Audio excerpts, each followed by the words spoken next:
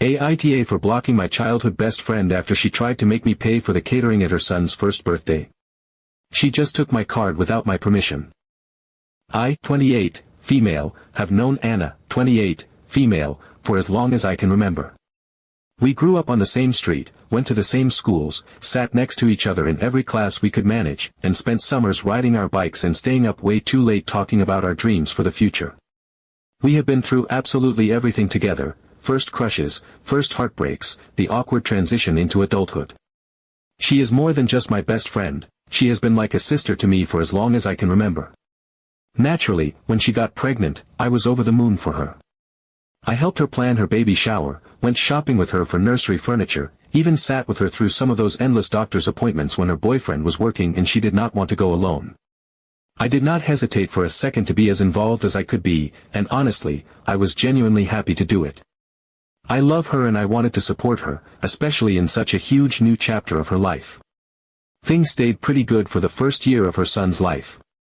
We would have coffee dates where she would show me about 1,000,000 pictures of him doing what, to any outsider, would seem like completely normal baby stuff, but to her, was pure magic. I listened to her worry about nap schedules and teething, and I was there to lend an ear any time she needed to vent about the exhaustion and loneliness that can come with being a new mom. I thought everything between us was still solid. Then came her son's first birthday. I figured it would be a sweet little gathering, family, close friends, a few balloons, maybe a homemade cake. You know, the kind of party a 1-year-old is not even going to remember but that parents throw because it is a milestone for them too. But Anna had other ideas. She wanted a full-blown event. We are talking about a rented venue, professional catering, elaborate themed decorations, a balloon arch so big it could probably be seen from space, and even a bouncy house. It felt less like a birthday party and more like she was planning a miniature wedding. I was a little surprised but figured, hey, it is her kid's first birthday, and if this is how she wants to celebrate, then good for her. It is her money, her choice. I thought maybe she had saved up for it or gotten some help from family. I was not going to question it. I just wanted to show up, support her, and celebrate this little life we had all come to love so much. About a week before the party, though, Anna started dropping comments here and there about how expensive everything was getting. She would say things like, "Oh, I cannot believe how much this is costing," or, "Money is so tight right now, it is stressing me out." I offered to help however I could. I suggested picking up some snacks, maybe baking some cupcakes, helping decorate. I wanted to be supportive, but every time I offered, she would brush it off with a smile and say, "It is under control, do not worry." Fast forward to the day of the party. I arrived early to help set up because, again, that is what friends do. The venue was already swarming with people setting up decorations, arranging tables, inflating balloons. It looked beautiful but completely over the top for a toddler's party.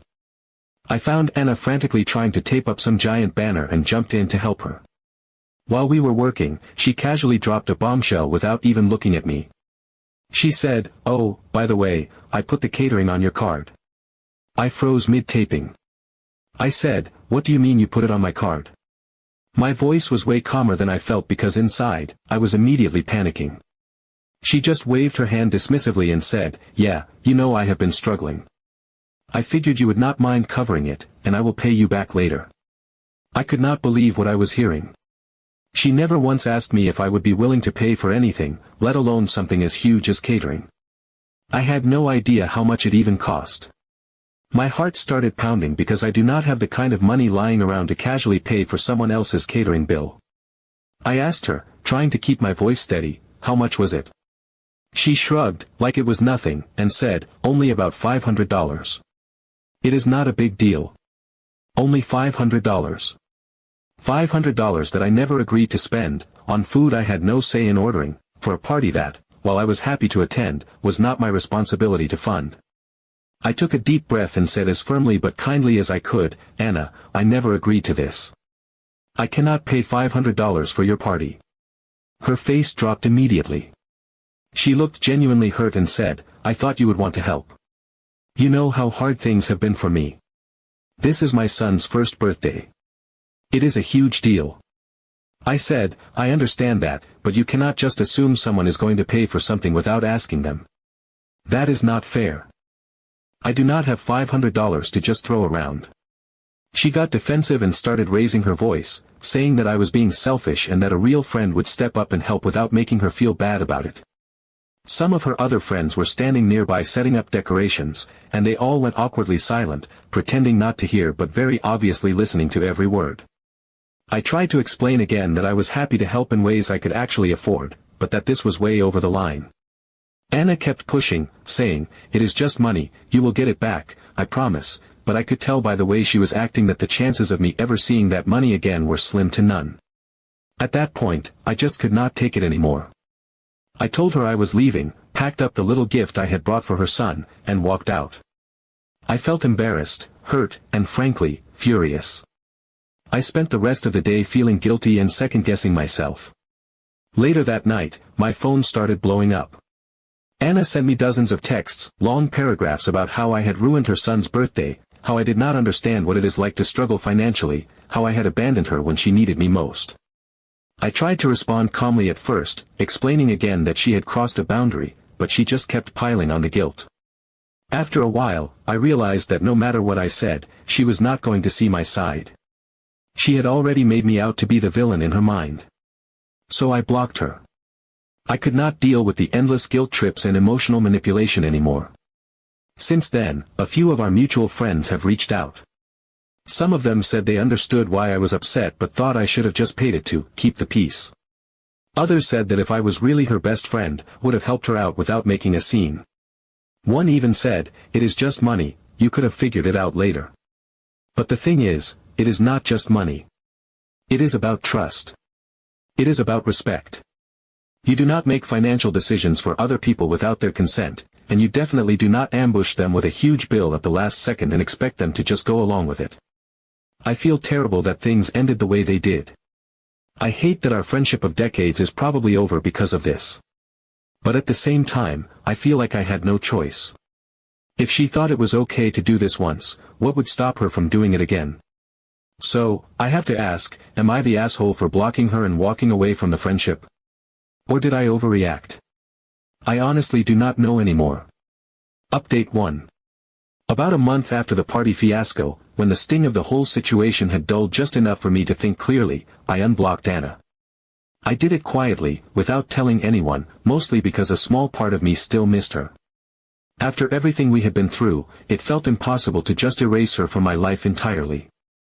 I told myself that maybe we both needed time, that maybe once emotions cooled, we could find our way back to something resembling the friendship we had shared for so long. I missed the inside jokes, the late-night talks, the feeling of knowing someone who had literally seen every version of me and still stuck around. For a little while, things seemed fine. She did not reach out right away, and I figured that was for the best. It gave me space to breathe, to sort out my own feelings without the added weight of her expectations. Eventually, though, the messages started trickling in. Just casual things at first, memes she thought I would laugh at, a funny story about her son, a reminder of a song we used to scream-sing in the car during summer road trips. It was easy to slip back into old rhythms, easy to forget the ugly fight when she was being sweet and nostalgic. We made plans to meet for brunch one Sunday morning. I told myself it would be low stakes, just a chance to catch up, nothing too serious. She picked the place, a cute little cafe downtown that was known for its fancy lattes and overpriced avocado toast. I thought about suggesting somewhere cheaper, but I did not want to start another argument, so I went along with it. Brunch was nice enough at first. We talked about work, her son, little things. I could almost pretend that everything was normal. But when the check came, she patted around in her bag for a long moment before laughing and saying she must have forgotten her wallet at home. She said it so breezily, like it was no big deal, like of course I would just cover it. I told myself it was not worth making a scene. It was brunch, after all, not $500 in catering. I paid, but a little knot tightened in my stomach that did not loosen, even after I left. I tried to brush it off. Everyone forgets their wallet sometimes, right? It was just a mistake, not a pattern. Except that it kept happening. A couple of weeks later, she asked if I wanted to go shopping with her. She needed a new dress for a wedding she was attending and said she would love my opinion. It sounded innocent enough, and honestly, I missed the normalcy of hanging out, so I agreed. We wandered through the mall, laughing and chatting like old times. But as we were checking out at one store, I noticed she had slipped a couple of items into the pile of clothes I was buying for myself. When I raised an eyebrow, she just smiled sweetly and said, "You'll get this for me, right? I'll Venmo you later." I hesitated, caught completely off guard, but the cashier was already ringing everything up and people were waiting in line behind us. I felt too embarrassed to say no on the spot. So I paid. And, of course, the promised Venmo never came. That was when the pattern really started to become clear. Every time we hung out, there was some kind of expectation that I would foot the bill. It was rarely overt, never spelled out directly, but it was always there, lurking under the surface. A coffee here, a dinner there, movie tickets, little things that added up over time. If I tried to set boundaries, like making it clear beforehand that we would each pay for our own things, she would either act wounded and say she felt like I was treating her differently, or she would find sneaky ways to push the boundary anyway. One time, I told her up front that I could only cover myself at a restaurant. She agreed, no problem. But when the check came, she said her card was acting up and could I just pay for her now and she would pay me back later. I wanted to believe her, wanted so badly to trust that this was not intentional. But deep down, I knew better. The repayments never came. The apologies never came. And every time, I was left feeling guilty, like I had done something wrong by not being more understanding. It was such a slow, insidious shift that I almost did not notice it at first, but the more it happened, the more trapped I felt. Hanging out with Anna started to feel less like seeing a friend and more like walking into a trap I could not escape. I started making excuses to avoid plans with her, started feeling a pit in my stomach whenever her name popped up on my phone. It broke my heart because this was someone who had been part of my life for so long, someone I genuinely loved. But it was becoming clearer with every interaction that she no longer saw me as an equal partner in our friendship, she saw me as a safety net, a wallet, someone she could lean on without ever worrying about giving anything back. It started eating away at me, making me dread seeing her, which was heartbreaking given our history. Update 2. Eventually, after weeks of going back and forth in my own head, trying to convince myself that it was not as bad as it felt, I decided to bring it up with a few of our mutual friends. These were people who had known Anna almost as long as I had, people I trusted to give it to me straight without sugarcoating anything. I was almost hoping they would tell me I was overreacting, that I was reading too much into things. But when I hesitantly shared what had been happening, the brunch incident, the shopping trip, the repeated situations where I felt pressured into paying, their reactions told me everything I needed to know. One friend sighed heavily and said she had noticed similar behavior but did not want to cause drama. Another admitted that Anna had borrowed money from her in the past and never brought it up again, acting like it had never happened. Someone else shrugged and said, "That's just Anna, you know how she is." The more I listened, the more I realized that this was not a one-off thing. It was a pattern. And worse, it was a pattern that everyone had silently accepted because confronting it felt like more trouble than it was worth. Hearing all of that gave me a strange sort of clarity. It made me realize I was not crazy or overreacting. It was not about a few forgotten Venmo payments or the occasional meal. It was about the bigger picture, the erosion of trust, the feeling that my friendship had turned into a resource she could tap into whenever she needed something, without any thought for how it made me feel. I decided I could not keep sweeping it under the rug. We needed to have an honest conversation. I texted Anna and suggested we meet up for coffee. I picked a place that was neutral, casual, and public enough that things would hopefully stay civil no matter which way the conversation went. She agreed right away and sounded cheerful, like she thought this was just going to be another regular catch-up session. When I got to the coffee shop, she was already there, sitting by the window with a bright smile on her face like none of the tension from the past few months even existed. For a few minutes, it felt almost normal. We ordered drinks, chatted about small things, her work, my family, random little anecdotes. I kept waiting for the right moment to steer the conversation to the real reason I had asked to meet. Finally, I just took a deep breath and told her. Calmly, without blaming or accusing, I explained how uncomfortable I had been feeling lately. I told her about the pattern I had noticed, about how often I ended up covering for her without her even acknowledging it, about how I started dreading hanging out because I never knew what I was going to be expected to pay for next. I tried to keep my voice steady, tried to make it clear that this was not about punishing her or shaming her, but about wanting our friendship to feel balanced and respectful again. At first, she laughed. She actually laughed like I had just told her the most ridiculous joke she had ever heard. She said, "You're just being dramatic, it's not that serious."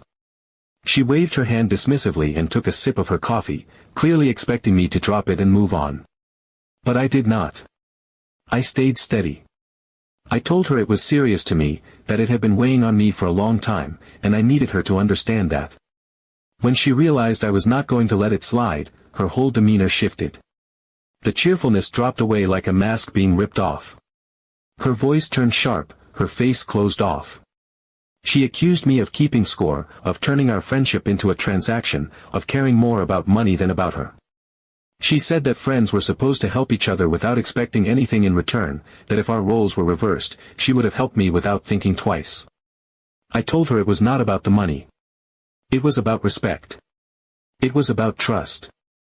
I needed to feel like she valued me for me, not just for what I could provide. I needed to know that when we made plans, it was because she wanted to see me, not because she needed someone to pick up the tab.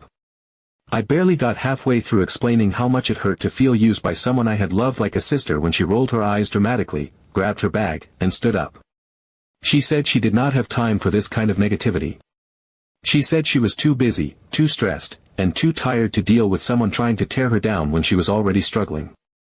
Before I could say another word, she turned on her heel and stormed out of the coffee shop, leaving me sitting there with a half-finished latte and a sick, hollow feeling in my chest. It was clear she did not want to hear it. Update 3. A few weeks after Anna had stormed out of the coffee shop, I had mostly come to terms with the idea that our friendship was over. I went through this strange period of mourning, grieving not just the loss of her but the loss of who we had been together. I started adjusting to a life without her daily texts, her spontaneous plans, her way of lighting up a room even when she drove me crazy. It hurt, but it also felt cleaner, less tangled with resentment. I told myself it was for the best. Some friendships are not meant to survive every season of life. Then, out of nowhere, I got a message from her. It was long, much longer than any text she had sent before, and right away I could tell it was different. It did not start with accusations or defensiveness. It was not full of justifications or guilt trips. Instead, it was an actual apology, raw and real in a way I had never seen from Anna before. She wrote that she had been feeling completely overwhelmed with everything, that becoming a new mom had swallowed her whole in ways she had not expected. She said the financial pressure had been suffocating, that every day felt like she was treading water and losing ground anyway. She admitted that in her panic, she had started leaning too hard on the people closest to her without realizing how much she was taking rather than sharing the load. She said she understood if I could not forgive her, that she would not blame me if I wanted to walk away, but she wanted to try to make things right if I would let her. I sat with that message for a long time. Part of me wanted to protect myself, to say it was too little too late, to close that chapter for good. But another part of me, the part that still loved her, that still remembered every late-night drive and every whispered secret, knew that real friendship is not just about being there for the good times. It is about finding a way through the hard parts too. I agreed to meet her again. Same coffee shop, same big windows and too loud milk frother in the background, but the energy this time was completely different. Anna was already there when I arrived, sitting stiffly at a table in the corner, looking more nervous than I had ever seen her. She stood up awkwardly when she saw me, like she was not sure if a hug would be welcome. I gave her a small smile and sat down. She apologized again, face to face this time, voice shaking just a little. She said she had been so wrapped up in her own struggles that she stopped seeing how her actions were hurting the people she cared about most. She said she hated the idea that she had made me feel used, that she had never wanted that, even if her behavior made it seem otherwise. She looked me in the eye when she said it. No flippant jokes, no dismissive laughter, no brushing it off. Just sincerity. I told her how much it had hurt. How isolated I had felt, how trapped and resentful and guilty all at once. I told her that what broke my heart the most was that I had stopped feeling safe around her, had started feeling like every time we hung out, I had to have my guard up. I needed her to understand that trust, once broken, is not easy to rebuild. And to her credit, she listened. She did not interrupt. She did not argue. She just listened, really listened, and when I finished, she nodded slowly and said she was sorry again, not in a way that sounded performative or desperate, but like she actually meant it. We talked for a long time after that, longer than we had planned. We agreed that if we were going to try to rebuild our friendship, it had to be different this time. No more assumptions about money. No more unspoken expectations. If either of us needed help, we would ask directly and accept the answer, even if that answer was no, without resentment or guilt-tripping. We promised to be honest with each other, even if it was uncomfortable. It was not like flipping a switch. Things did not magically snap back to how they had been before. There were awkward moments when I caught myself flinching internally if the check came at a restaurant or if she asked me for a favor. There were times when old habits almost slipped through, when I could see her start to fall into old patterns and then visibly stop herself. And I had to be honest with myself too, to admit that my trust was fragile and it was going to take time before it felt whole again. But little by little, step by step, we started finding our way back to each other. We started doing small, safe things together, walks at the park, coffee dates where we each paid separately, nights and watching movies and eating cheap takeout. No pressure. No hidden strings. Just two friends relearning how to be in each other's lives in a healthy way. It was not perfect. It probably never would be. But there was something beautiful about the way we both chose to try, to fight for the friendship instead of letting it rot away under the weight of hurt feelings and pride. Today, we are not exactly the same as we were when we were 15 and dreaming about the future on her bedroom floor. We are a little older, a little more cautious, a little wiser. But we are still here. Still laughing at inside jokes no one else understands. Still showing up for each other, even when it is messy and hard. Still choosing, day after day, to be in each other's corners. And honestly, I think that is even better than what we had before.